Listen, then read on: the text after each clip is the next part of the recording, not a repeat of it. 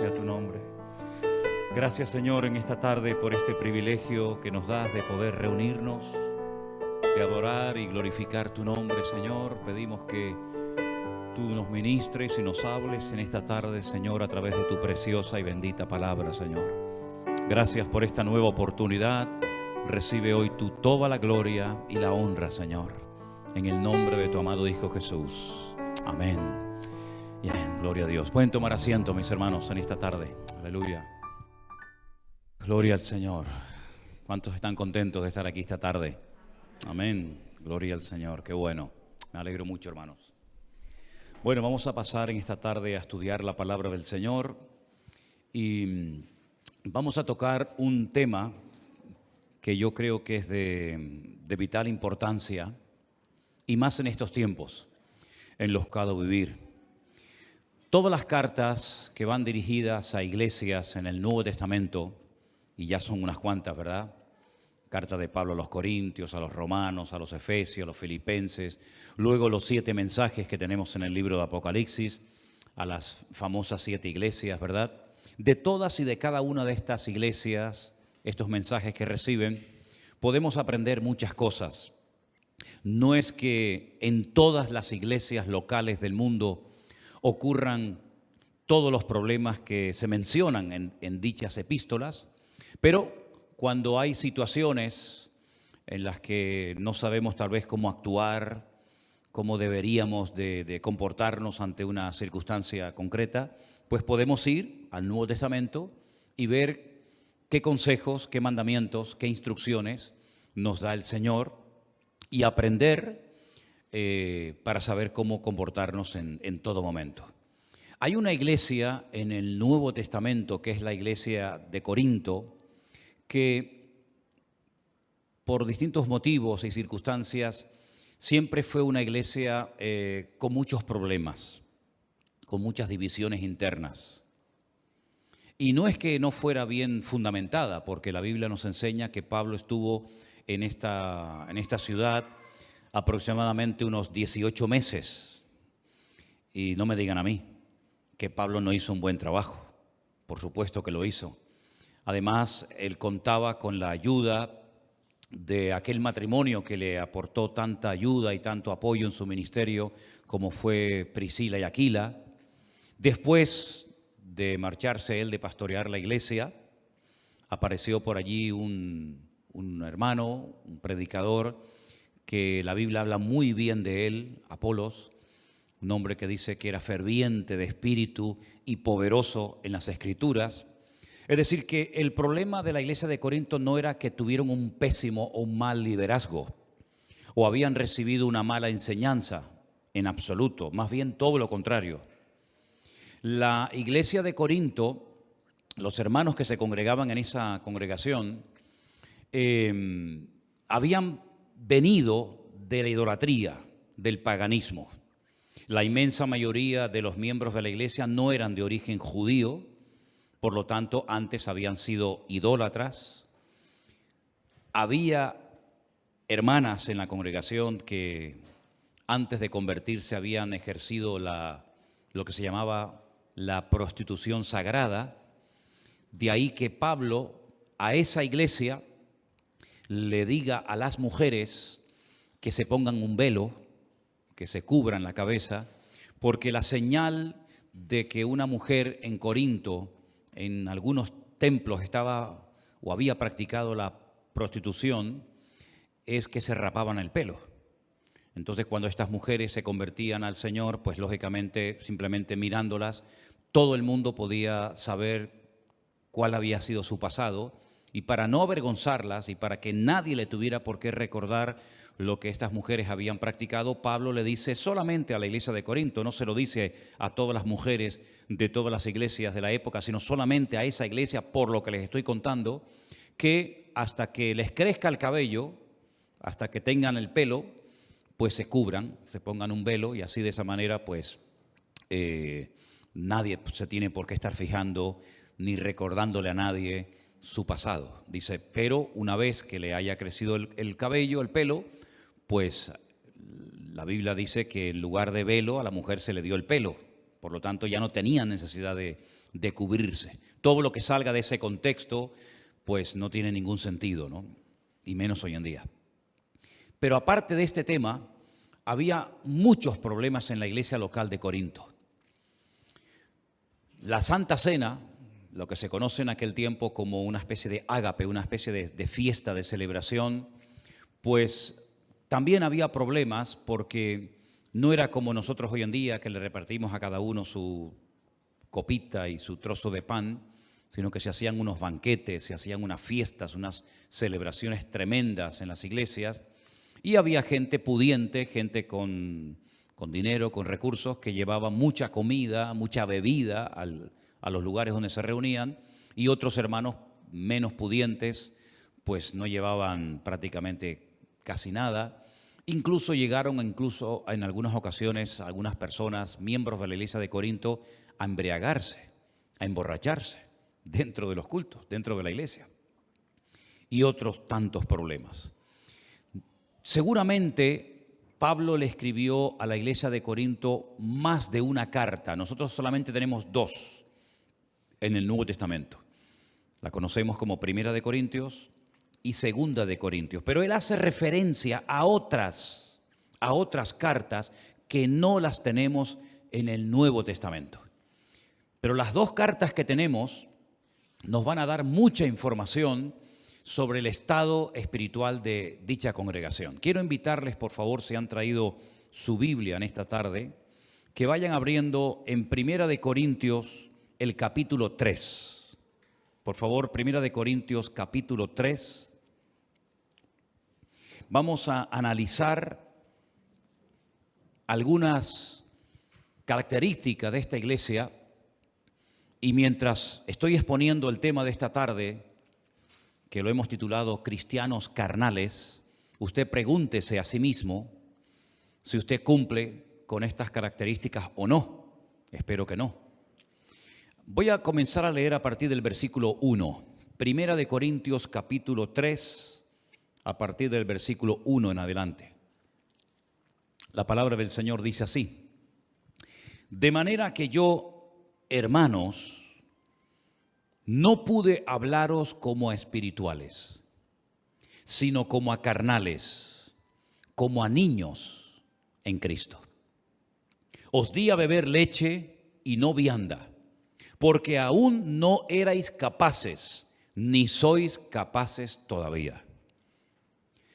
Porque aún sois carnales, pues habiendo entre vosotros celos, contiendas y disensiones, ¿no sois carnales y andáis como hombres? Porque diciendo el uno, yo ciertamente soy de Pablo, y el otro, yo soy de Apolos, ¿no sois carnales? ¿Qué pues es Pablo y qué es Apolos? Servidores por medio de los cuales habéis creído, y eso según lo que a cada uno concedió el Señor. Versículo 6, yo planté, Apolos regó, pero el crecimiento lo ha dado Dios. Así que ni el que planta es algo, ni el que riega, sino Dios que da el crecimiento. Y el que planta y el que riega son una misma cosa, aunque cada uno recibirá su recompensa conforme a su labor. Porque nosotros somos colaboradores de Dios y vosotros sois labranza de Dios, edificio de Dios.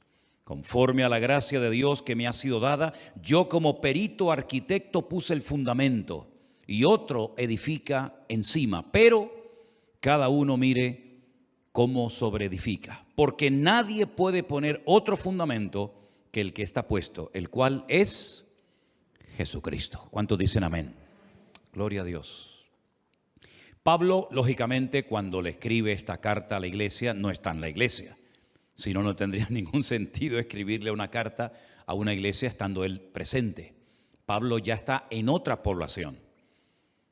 Pablo tenía la costumbre de establecer iglesias, nombrar pastores y ir recorriendo diferentes zonas, diferentes lugares, pues para seguir estableciendo iglesias y extendiendo la palabra del Señor.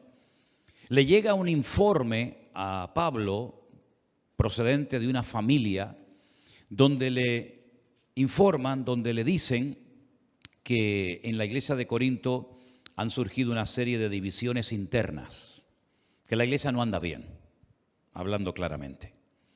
Entonces Pablo les escribe una carta que podría ser la segunda que les escribe, y la segunda sería la tercera, ¿verdad? Y una de las cosas que el apóstol Pablo destaca en este mensaje del capítulo 3 es que él está hablando a creyentes. En el versículo 1, cuando dice, de manera que yo, hermanos, esa expresión, esa palabra hermanos, Pablo la utiliza única y exclusivamente para hablarle a creyentes. No es una palabra que Pablo utiliza para dirigirse a todo el mundo.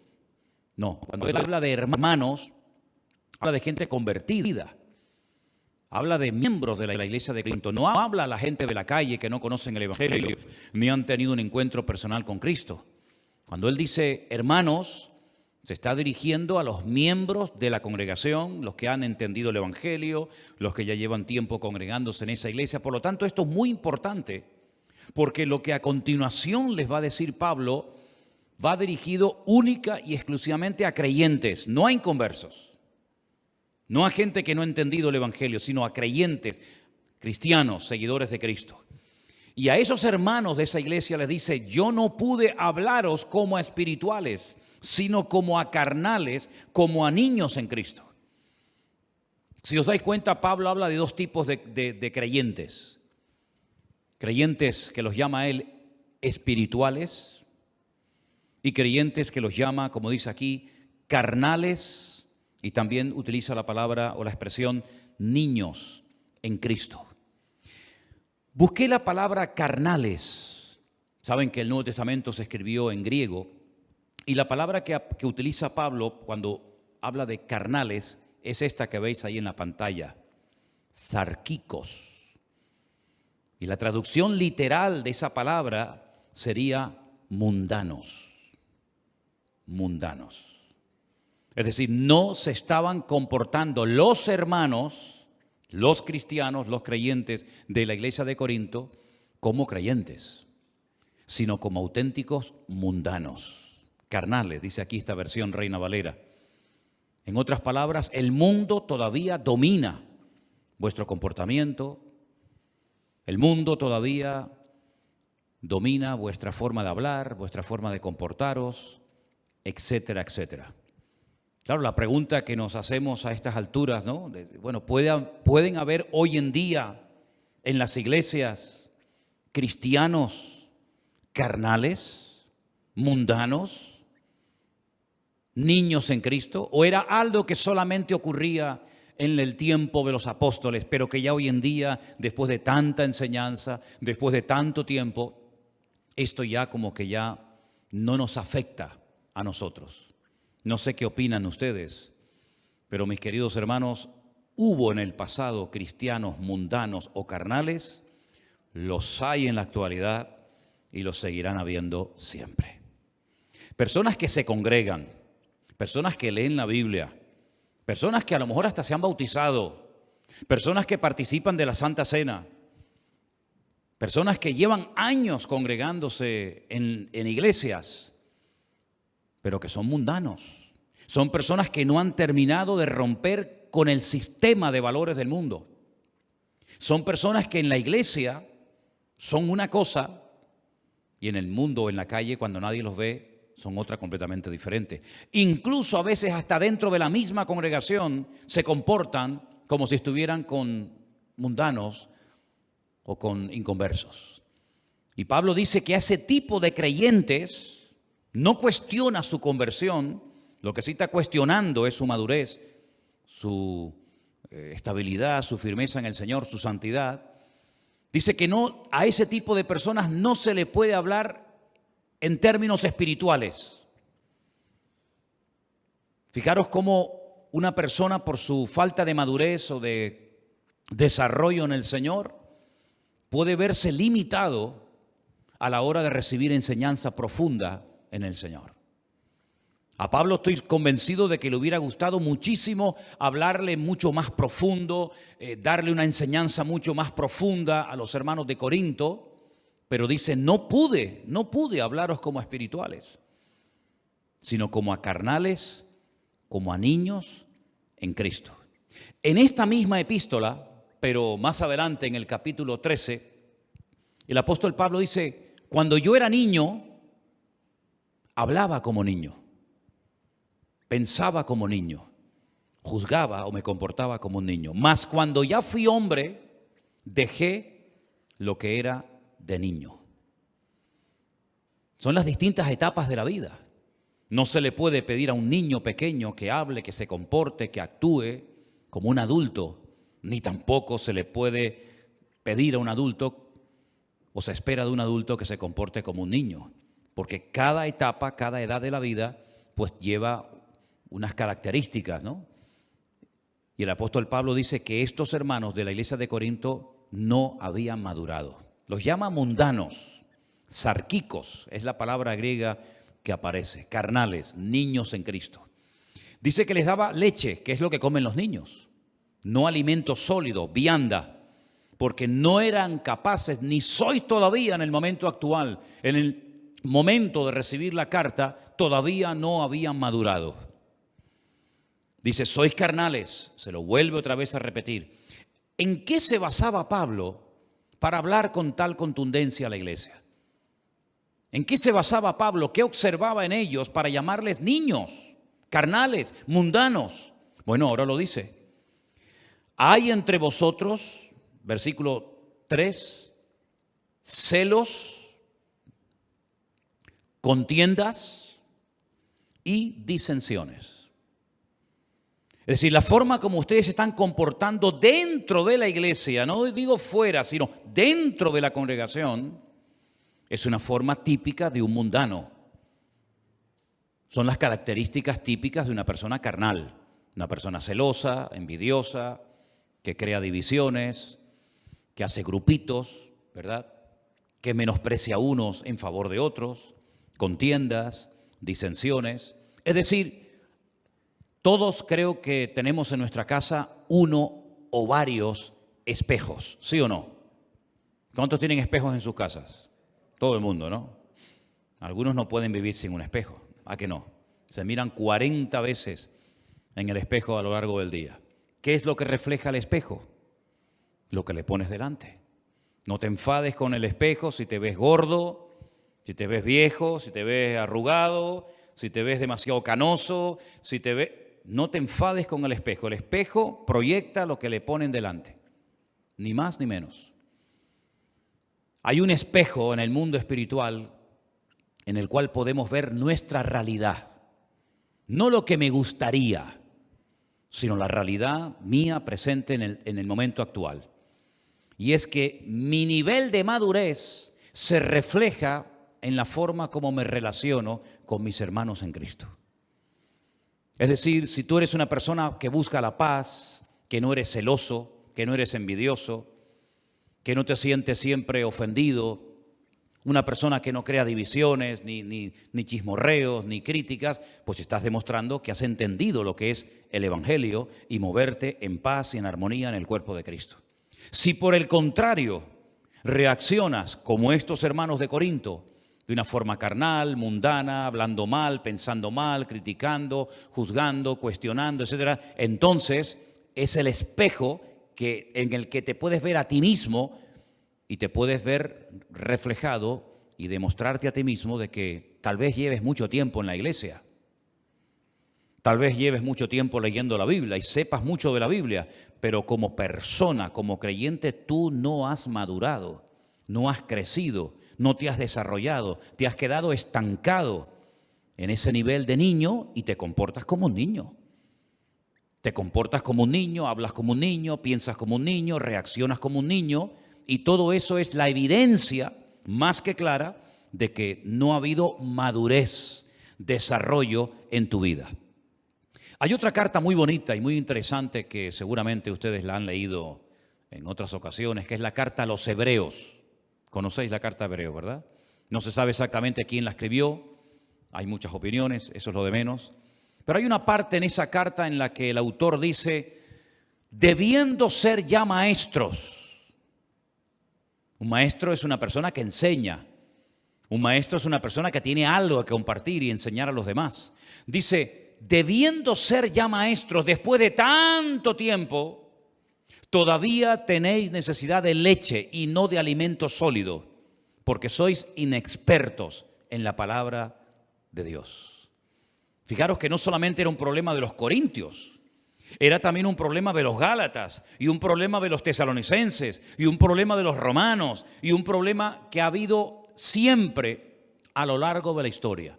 Iglesias, creyentes que no crecen, que se quedan raquíticos, anoréxicos, espiritualmente hablando, y que pasa el tiempo, pero están siempre igual o peor. Y esta es la triste realidad de la iglesia de Corinto. Pablo no la oculta. Pablo no dice, bueno, hermanos, no pasa nada.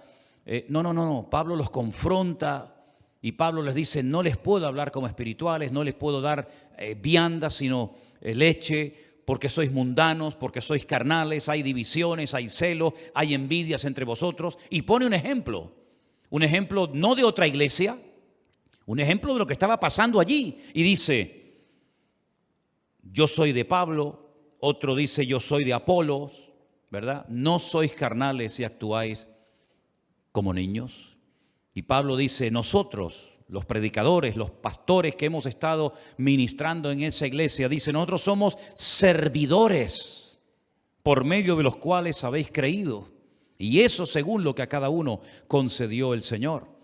Más adelante en el versículo 9 dice, nosotros somos colaboradores de Dios y vosotros sois labranza de Dios, edificio de Dios, colaboradores, servidores, instrumentos al fin y al cabo, y ellos lo que estaban haciendo es seguir al instrumento en vez de seguir al Dios que usaba el instrumento.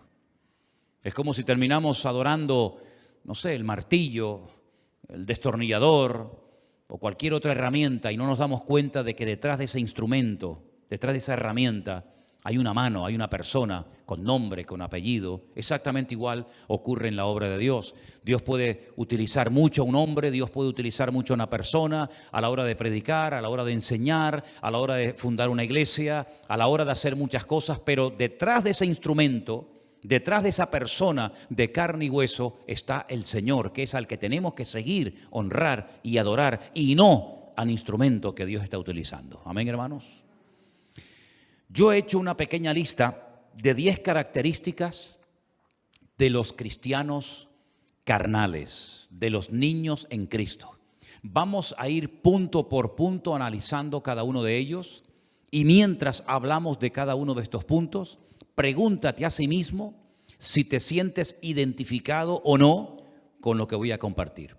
Característica número 1 de los cristianos carnales poco desarrollados o nada desarrollados en Cristo. Se mueven por emociones y sentimientos. Quiero que todos juntos leamos este primer punto, por favor. Se mueven por emociones y sentimientos.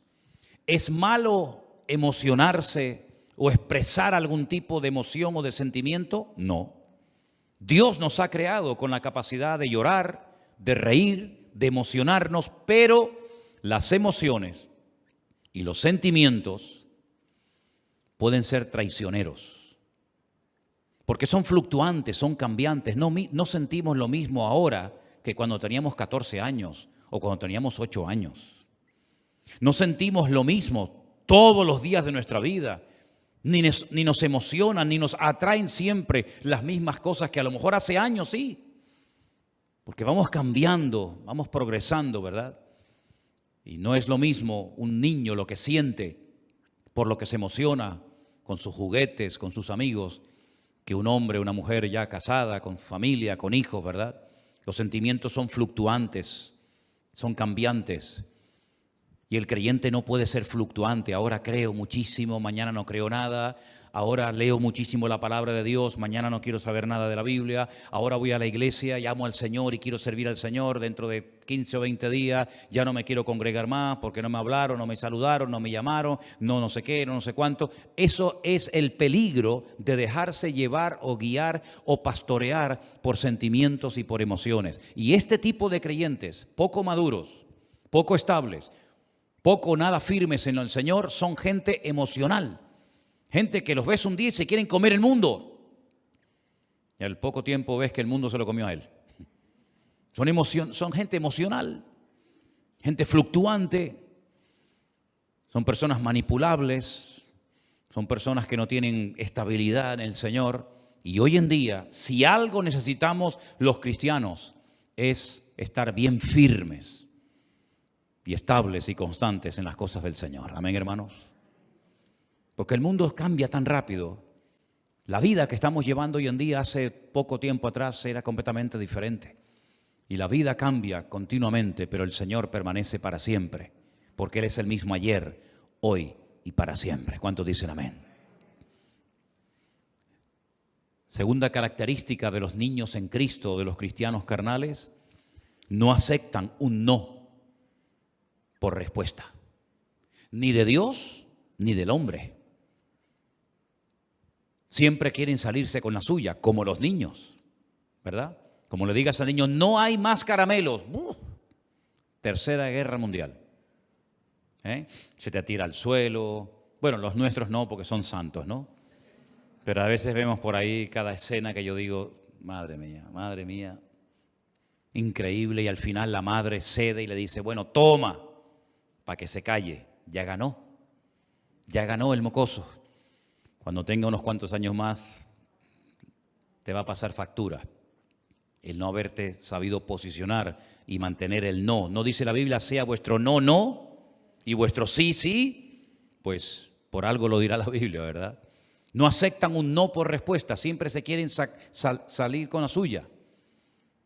Dice, no, eso no se puede hacer, hermano. Ya se enfadan, ya se ponen con la cara larga, ya les cambia el semblante, como a Caín, ¿se acuerdan? Dice que a Caín le cambió el semblante porque no aceptan un no. Ni de parte del pastor, ni de parte del padre, ni de parte de la madre, ni de parte de Dios, ni de parte de nadie. Porque son caprichosos, consentidos. ¿Y qué dice el libro de Proverbios? Que el niño consentido avergonzará a su padre y a su madre. Y el cristiano carnal es una persona que siempre se quiere salir con la suya. Yo quiero esto, yo quiero esto, yo quiero esto. Y si no me lo dan, pues me voy a otra iglesia donde sí me lo van a dar. Nada más entrar sin conocerme de nada. Tremendo, ¿no? Tercera característica, hacen las cosas para ser vistos, generalmente. No pueden pasar desapercibidos, no saben estar quietos, no saben estar ahí sentaditos. Siempre tienen que salir en todas las fotografías. El yo siempre está por delante. Yo no sé qué, yo no sé cuánto, el yo y el yo. ¿Y qué dijo el apóstol Pablo hablando del ego o del yo? Ya no vivo yo, mas vive Cristo en mí. El niño siempre quiere controlar la conversación, donde están los abuelos, donde está la tía, donde están los hermanos. El niño siempre quiere llamar la atención. Y el niño en Cristo es exactamente igual. Cuarto lugar, el niño en Cristo, la persona inmadura en Dios, se ofende fácilmente. ¿Saben por qué? Porque espera recibir de la gente algo y cuando no lo recibe se ofende. ¿Cuántas veces yo les he enseñado y les he dicho, hermano, escúcheme bien, si usted no se quiere sentir ofendido, nunca, no espere nada de nadie. Como usted espere algo, lo que sea, de alguien y no se lo da, no lo recibe, se va a sentir mal.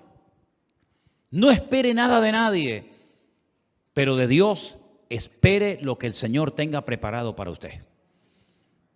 Pero el niño en Cristo, la persona inmadura, se ofende cuando no cuentan con él, cuando no le hablan, cuando no sé qué, porque son personas que siempre intentan destacar por encima de los demás. No saben pasar desapercibidos y cuando se les dice que esperen o que oren o que busquen al Señor y que no se precipiten, que no actúen precipitadamente por impulsos, por emociones o sentimientos, se ofenden. Algo que también hemos leído en esta tarde, punto número 5, es que son celosos. Usted no es celoso, ¿verdad? ¿Usted es celoso? ¿Es celosa usted? Los cristianos no tenemos que ser celosos. Si Dios usa a este hermano más que a mí, yo me voy a gozar de que el Señor esté usando a mi hermano más que a mí. Y si el Señor bendice y prospera más a mi hermano que a mí, yo me voy a gozar con la bendición de mi hermano y no voy a tener celos ni envidia de él, sino más bien todo lo contrario. Pero son celosos porque tienen miedo a perder su posición, tienen miedo a perder su sitio. Uy, y si viene alguien que canta mejor que yo, y si viene alguien que toca mejor que yo, y si viene otra persona que lleva menos tiempo que yo en la iglesia o en la escuela dominical o en el culto de jóvenes o donde sea, y resulta que me quita el puesto, como si en la iglesia tuviéramos puestos. El único que tiene su puesto y su lugar garantizado es nuestro Dios. ¿Cuántos dicen amén? Porque algo muy importante que he aprendido en el reino de Dios, que no hay nadie imprescindible. Pero el creyente inmaduro, el niño en Cristo, el mundano, el carnal, se siente imprescindible. Y el Señor nos ha mostrado 1000 veces que en la iglesia de Cristo no hay nadie imprescindible. ¿Cuántos dicen amén? Se murió Pablo, el apóstol Pablo, una tremenda pérdida. Seguramente muchos hermanos lamentaron que lo ejecutaran en Roma. ¿Qué va a pasar ahora? Nada. La iglesia siguió adelante. Y murió Juan y Santiago y Timoteo. Y murieron todos los apóstoles de Cristo. ¿Y qué pasó con la iglesia? Siguió adelante, no pasó nada. Y vinieron persecuciones, y vinieron herejías, y vinieron personas a hacer daño a la iglesia. ¿Y qué pasó con la iglesia? Siguió adelante.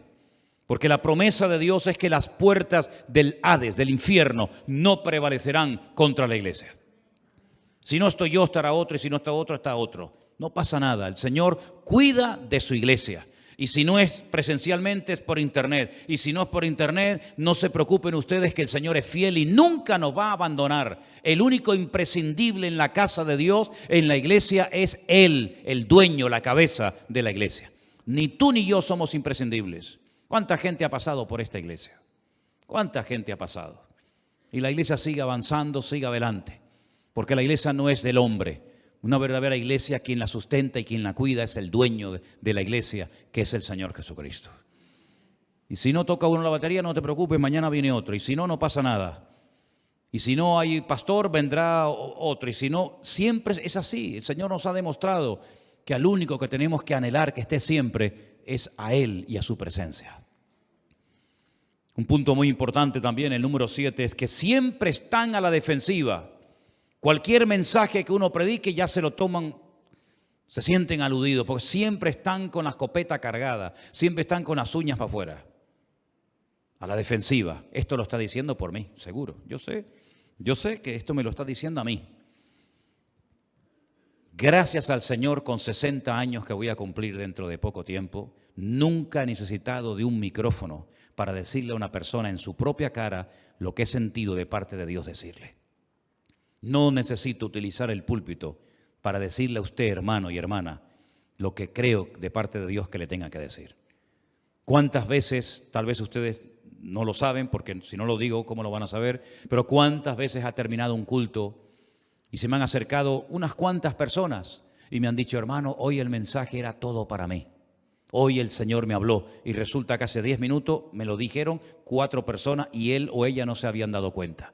Porque la palabra de Dios es para todos. Y cuando un pastor, por lo menos yo no sé lo que hacen los demás ni me interesa, pero yo cuando predico para toda la congregación y que cada uno sea ministrado conforme a la necesidad de su corazón. Y si el Espíritu Santo te ha hablado y te ha sentido aludido, no te ofendas, dile gracias Señor, porque en esta iglesia cada vez que vengo, tú siempre me hablas. ¿Cuántos dicen amén? Yo particularmente, yo he sido muy pocos años miembro de iglesia porque desde muy joven estoy predicando. Casi de los 17, 18 años estoy predicando y pocas veces he sido miembro de una iglesia. Pero si yo tuviera que elegir una iglesia para mí, para mi familia, jamás me congregaría en una iglesia donde no me sienta aludido. Jamás me sentaría en una iglesia donde me sienta siempre cómodo. Predique de lo que predique el pastor, hable de lo que hable el pastor, el mensaje siempre me pasa por encima de la cabeza. Yo no me congregaría en una iglesia así, porque yo no vendría a una iglesia para que me pasen la mano. Yo no vengo a una iglesia para que me digan qué guapo y qué bonito que soy. Yo vengo a una iglesia para que mi Dios me confronte y me saque la basura que llevo dentro y pode las ramas secas y trate con mi vida y me cambie. Porque la iglesia es el taller de Dios. Es el lugar donde el Señor pone el dedo en la llaga y nos hace ver cosas que a lo mejor nunca en la vida fuimos conscientes de que ese pecado, esa actitud, esa mala costumbre, esa mala palabra, la llevo arrastrando toda mi vida y no me he dado cuenta hasta el día de ayer que el pastor predicó de ese tema. ¿Qué te parece? ¿A quién le ha pasado eso alguna vez? Venir a la iglesia y escuchar una palabra y decir, pero si este soy yo, el Señor me está hablando a mí. Eso me pasó a mí las primeras veces cuando yo me congregaba, recién convertido. Miraba a los lados, créame, literalmente lo digo, no exagero. Miraba a la derecha, miraba a la izquierda, miraba detrás. Pensaba que estaba yo solo en la iglesia porque todo lo que predicaba aquel hombre me sentía yo aludido y me estaba hablando a mí. Pero no era él, era el Señor a través de él que me estaba hablando a mi vida. ¿Cuántos dicen amén?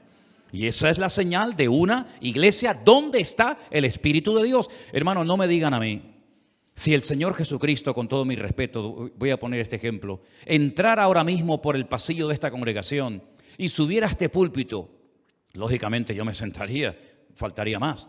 Y Él cogiera el micrófono en la mano, aunque yo creo que no le haría ninguna falta. Pero si el Señor Jesucristo se subiera en esta tarde a esta plataforma y nos mirara a cada uno de nosotros a la cara, ¿no tendría nada que decirnos? ¿Sí o no? Vamos, yo estoy ahí sentado y me mira así el Señor Jesucristo y yo, no quiero decir nada feo, pero vamos,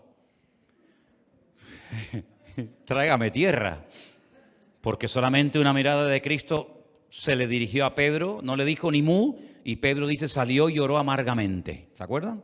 Dice, se le quedó mirando y ya con la mirada te lo he dicho todo, como antaño. Ya hoy en día eso no existe, los chicos no entienden, pero antiguamente cuando estabas en una casa, en una reunión, y el viejo te hacía así y te transmitía telepáticamente un mensaje. Te estaba diciendo, o te portas bien, o cuando llegue a casa te voy a dar una paliza que te vas a acordar toda tu vida. Todo eso te lo decía con la mirada. ¿Sí o no? Hoy en día le mira, le remira, nada, eso no sirve nada. Está en otra frecuencia.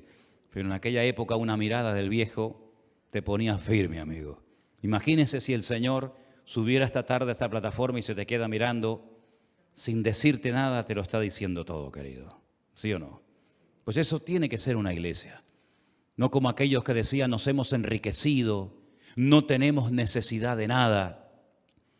Y dice el Señor, he aquí yo estoy a la puerta y llamo, si alguno oye mi voz y abre la puerta, entraré a él, cenaré con él y él conmigo. Habían empezado el culto y habían dejado al Señor fuera, metafóricamente hablando, ¿verdad? Habían empezado la reunión, el culto, la alabanza, la predicación, y la presencia del Señor no estaba. ¿Cómo puedo yo saber si en una congregación está o no está la presencia de mi Señor? Porque yo me siento aludido, como si el Señor literalmente me estuviera mirando a la cara, me sentiría tremendamente aludido. Pues en una iglesia, cuando se pone la palabra de Dios, la palabra siempre hablará y tocará nuestros corazones. ¿Cuántos dicen amén? Qué maravilla. Yo lamentablemente, digo lamentablemente porque ya me gustaría a mí poder estar ahí sentado y que me predicara otro y que me enseñara la palabra, pero llevo 40 años prácticamente sin que nadie me predique. Pero qué maravilla tiene que ser venir a la iglesia después de un día de trabajo, cansado o en fin, en las circunstancias que sea y sentarte ahí y decir, ¡wow! ¡Qué maravilla! Se sube a la plataforma, ora, el Señor lo usa, me habla el Señor con su palabra. Eso es una maravilla, ¿sí o no? A mí para que me hable el Señor tengo yo que orar, tengo que estudiar, tengo que leer la Biblia. Ustedes vienen a la iglesia sin Biblia, pantalón corto, pantalón largo, con camisa larga, camisa corta, como sea, me siento ahí y Dios me habla. Eso es una bendición tremenda. ¿Lo valoran ustedes, sí o no? Es un privilegio maravilloso. No están dispuestos a cambiar. Uy, este punto para escribirlo lo pensé 30 veces. Porque algunos de ustedes dirán, pero hermano, ¿usted cree sinceramente que hay hoy en día gente en las iglesias que no quieren cambiar? ¿Me dejan que les diga un secreto ahora que no nos ve ni nos escucha nadie? Así de gente. Así de gente. Hay mucha gente en las iglesias que no quieren cambiar. No sé a lo que vienen, pero a cambiar no. No quieren cambiar. ¿Y saben lo que me costó años aprender? Lo aprendí, Pero ¿saben lo que me costó años tener que decir? Señor, es verdad, tienes razón, que hay gente que no quieren cambiar, aunque se congreguen en esta o en cualquier otra congregación. Hay gente que no quieren cambiar, te dice, yo he sido así toda mi vida, hermano. En mi familia éramos así. Y es como un estigma, ¿no? Es como decir, yo soy así y no puedo comportarme de otra manera. ¿Se acuerdan ustedes cuando un día unos discípulos del Señor Jesucristo se le acercaron al maestro y le dijeron, Señor, tenemos que contarte una cosa, como si él no lo supiera? Hemos visto por ahí a uno que echa fuera demonios en tu nombre, pero no es de los nuestros, no es de nuestro grupo de discípulos. Van por ahí echando fuera demonios en tu nombre. ¿Quieres que oremos para que caiga fuego del cielo y los destruya? ¿Lo que estás diciendo? ¿Estás loco? Y el Señor dijo, hijos del trueno, ¿qué estáis diciendo? ¿Sabes quién dijo ese comentario? ¿Sabes quién le hizo ese comentario, ese chisme al Señor? Uno de ellos era Juan.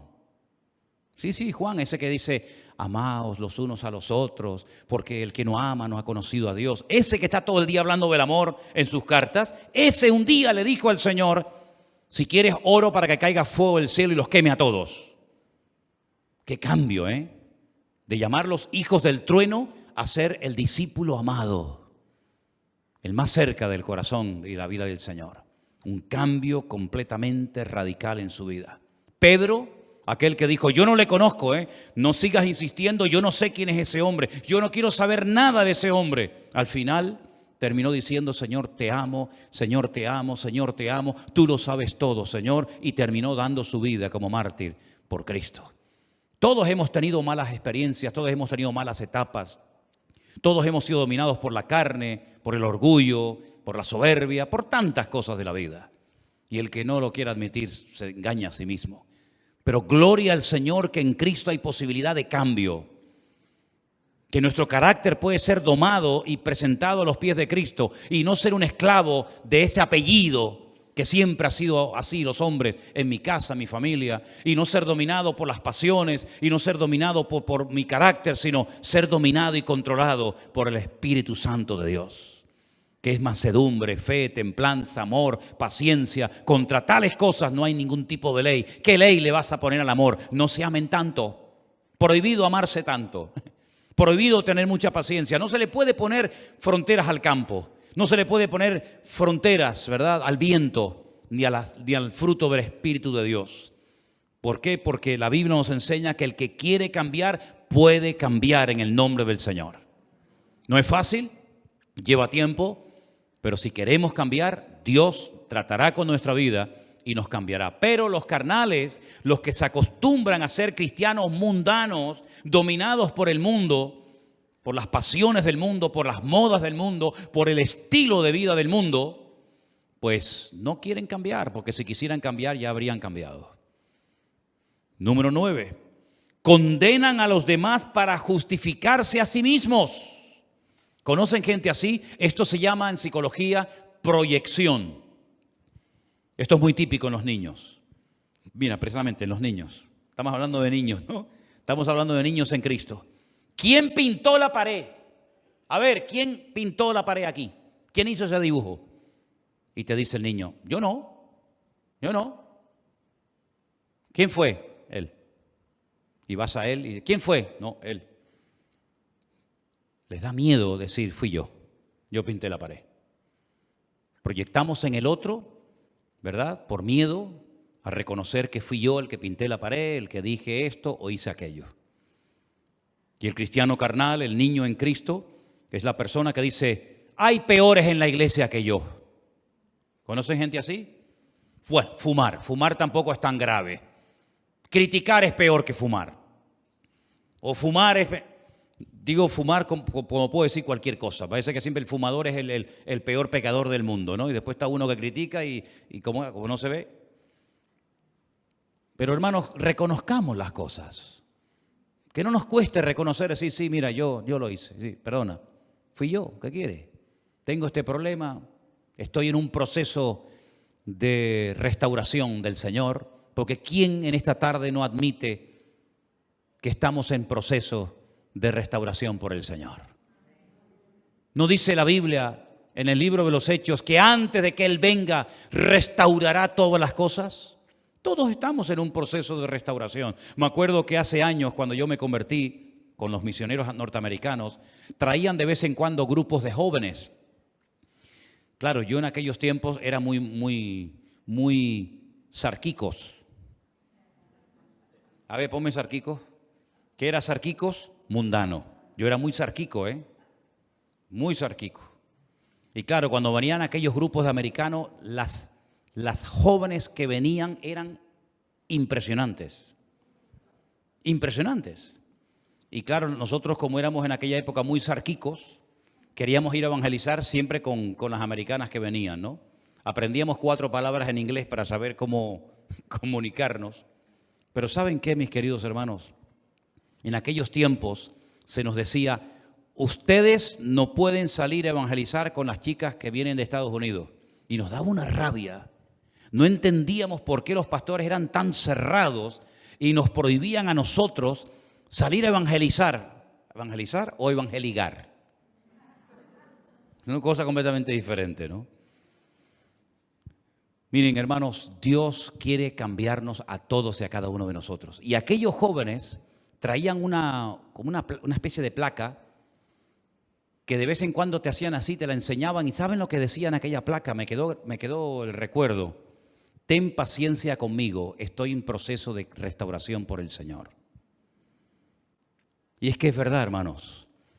Nuestra vida está constantemente cambiando. Dicen que cada 7 años, en cuanto a células y todo el organismo del cuerpo, dicen que cada 7 años tenemos un cuerpo nuevo. Pues no sé, algunos se lo habrán dado de segunda mano porque, ¿no? Si cada 7 años tenemos un cuerpo nuevo, no sé por qué hay algunas cosas que ya no funcionan como funcionaban antes, ¿no? Pero y espiritualmente hablando, dice la Biblia que por fuera nos vamos desgastando, pero el hombre interior se va renovando cada día a la imagen de Cristo. ¿Cuántos dicen amén?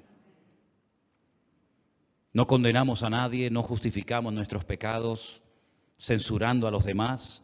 ¿Se acuerdan ustedes la actitud del hermano del hijo pródigo? ¿Cuánto se ha hablado del hijo pródigo, Y qué poquito se habla del hermano del hijo pródigo.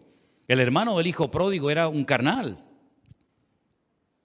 Era un envidioso que en vez de alegrarse con el retorno al hogar de su hermano, se enfada y dice, ¿esta fiesta qué es? No, es que hay una fiesta porque tu hermano ha regresado y no quiere entrar a la fiesta, ni come ni deja comer. Así son los carnales, ¿verdad? Están siempre enfadados con ellos, con el mundo, con todo el mundo está enfadado siempre el cristiano carnal. Todo está mal menos él. Y tiene que salir el padre afuera y decirle, pero hijo, entra, que tu hermano había muerto y ahora está vivo. Y le dice, este es tu hijo. ¿Cómo que este es tu hijo? ¿Qué forma de hablar es esa, hombre? Este es tu hijo, no, este es tu hermano, que tú también eres hijo mío. Porque vivió siempre en esa amargura, en ese no querer cambiar, aunque era como esa mosquita muerta que no habla pero las mata callando, ¿no? Dice el refrán. No justificamos nuestros pecados condenándonos a otro y finalmente las personas que son niños en Cristo, fluctuantes, inmaduras, carnales, son inseguros, inconstantes y poco fiables. Porque hoy te dicen una cosa y mañana te dicen otra. Porque hoy quieren una cosa y mañana eso ya lo odian y quieren otra.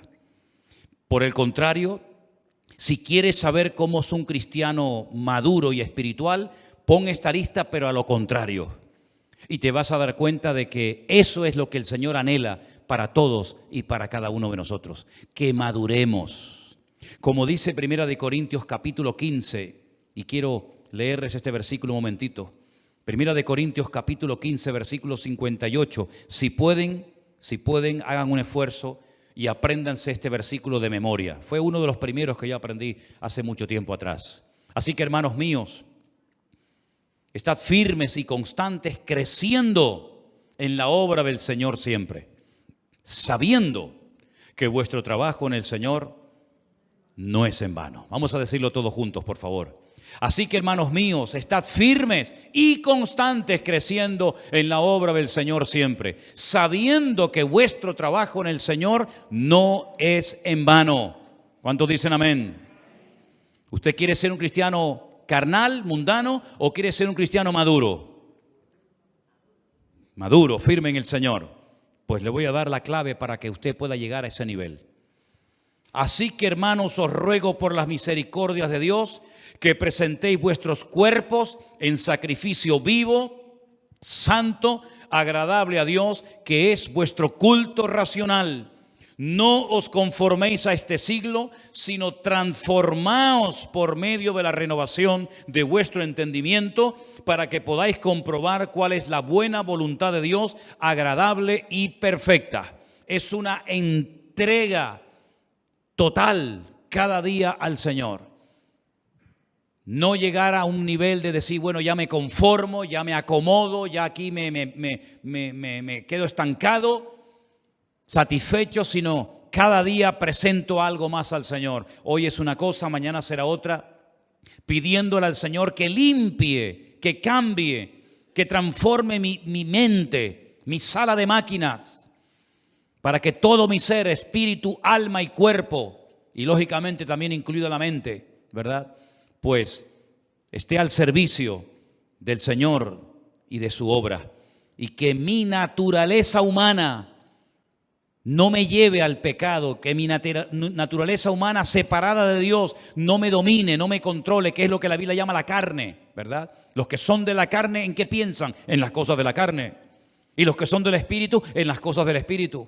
Y el ocuparse de la carne, que es muerte, pero el ocuparse del Espíritu es vida. Ese cambio, esos pasos para cambiar, soy yo el que los tengo que dar. Una cosa es venir a la iglesia y escuchar los estudios, las predicaciones y cantar al Señor. Todo eso está muy bien. Pero luego hay un trabajo personal insustituible que nada ni nadie puede ocuparlo, sino tú solo. Tu mujer puede ser una mujer muy espiritual, o tú puedes ser como varón, un hombre muy espiritual, y a lo mejor tu esposa no, o tus hijos más que tú, o al contrario, pero es que el crecimiento es individual, no es colectivo. Una cosa es la iglesia, pero luego la iglesia está formada por mucha gente, unos de un país, otros de otro país, de una cultura, de una edad, de otra edad, ¿verdad? De un trasfondo, de otro trasfondo. Por lo tanto, el crecimiento es individual. Y para poder crecer, uno tiene que anhelar querer crecer. Y tienes que poner la mirada única y exclusivamente en el Señor. Y correr con paciencia, no querer cambiar en 3 días, porque te estarías engañando a ti misma. Si quieres mañana ser la mujer más madura y espiritual de Canarias, eso no funciona así. Esto es un día y otro, y otro, y otro, y otro, con ganas, sin ganas, con lluvia, con sol, con dinero, sin dinero. Sigo siendo un hijo de Dios. Amén. Cierra tus ojos ahí donde estás. Y vamos a pedirle al Señor que nunca, jamás nos comportemos como niños en Cristo, inmaduros, como carnales, sino que siempre el amar a Dios, obedecer al Señor y cumplir con su palabra sea la prioridad máxima en nuestra vida. Hay que anhelar crecer, hay que querer crecer y cambiar en el nombre del Señor. Y nuestra relación con los hermanos es el espejo que proyecta mi nivel de madurez en el día de hoy. Por eso queremos, Señor, como iglesia y también personalmente, pedirte, oh Señor, en esta tarde, que tú nos ayudes a crecer, a esforzarnos, a poner nuestra vida ante el altar tuyo como sacrificio vivo. Y te pedimos, oh Señor, en el nombre soberano y bendito de Jesús, cámbianos, renuévanos, transfórmanos, Señor. Y te damos gracias porque sabemos que en Cristo hay victoria, hay esperanza y hay la posibilidad de mejorar y de cambiar. Porque tú que habitas en nosotros puedes producir desde dentro de nosotros ese cambio para que el mundo vea que cuando una persona se pone en las manos de Dios, esa persona puede cambiar para la gloria y la honra del Señor. En el nombre de Jesús.